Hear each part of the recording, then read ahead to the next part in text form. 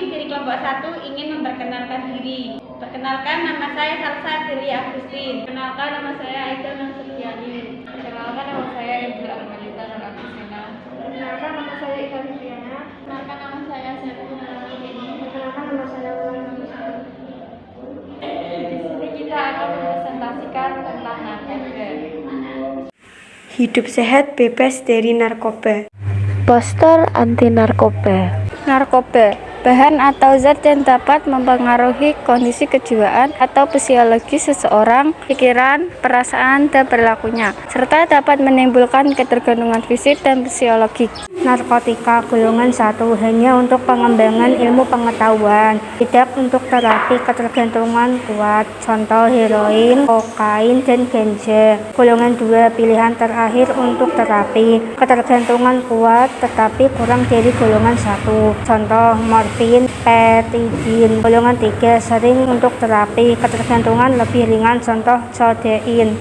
Psikotropika, zat atau obat, baik alamiah maupun sintetis, bukan narkotika, yang berkhasiat psikoaktif melalui pengaruh selektif pada susunan saraf pusat yang menyebabkan perubahan khas pada aktivitas mental dan perilaku. Psikotropika golongan 1 hanya untuk mengembangkan ilmu pengetahuan, tidak untuk terapi ketergantungan kuat.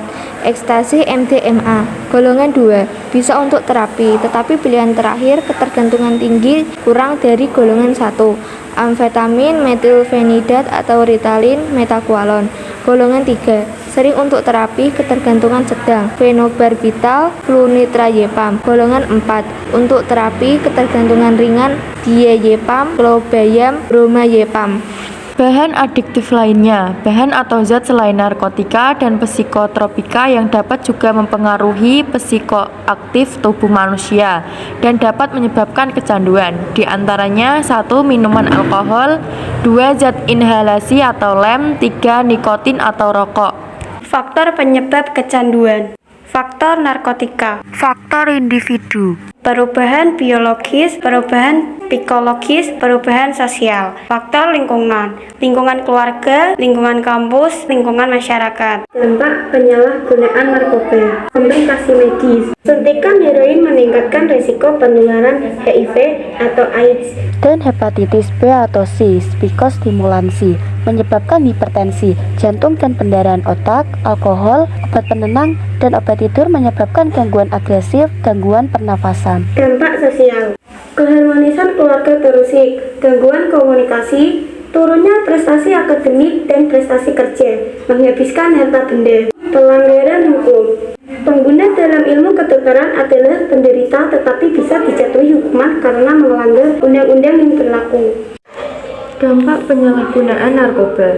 Pola penyakit hasil pemeriksaan yang dilaporkan kelompok penyalahgunaan berbanding lurus dengan tingkat pemakaian narkoba, di mana tingkat penyalahgunaan makin tinggi, maka persentase yang melaporkan hasil pemeriksaan sakitnya lebih banyak.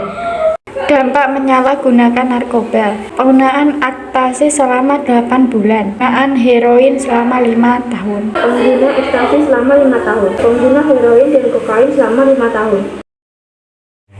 Dampak penyalahgunaan narkoba dapat menyebabkan kerusakan pada jaringan otak yang permanen. Jenis narkoba berdasarkan efek terhadap SSP. Kasus dan tersangka berdasarkan jenis narkoba. 1. Sabu 10.567 kasus, 13.765 tersangka. 2. Ganja 883 kasus, 1.081 tersangka. 3. Daftar G 439 kasus, 656 tersangka. 4. Ekstensi 227 kasus, 307 tersangka. 5. Obat keras 212 kasus, 238 tersangka. 6. Golongan 4 122 kasus, 142 tersangka. 7. Sintetik kanabin 119 kasus, 155 tersangka.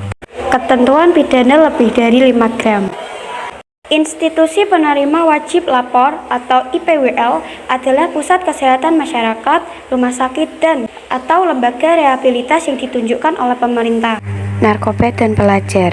Proporsi penyalahguna terbesar berdasarkan kelompok. 59% pekerja, 24% pelajar, 17% populasi umum. Proporsi jumlah penyalahguna setahun terakhir berdasarkan jenis kelamin, 72% laki-laki, 28% perempuan.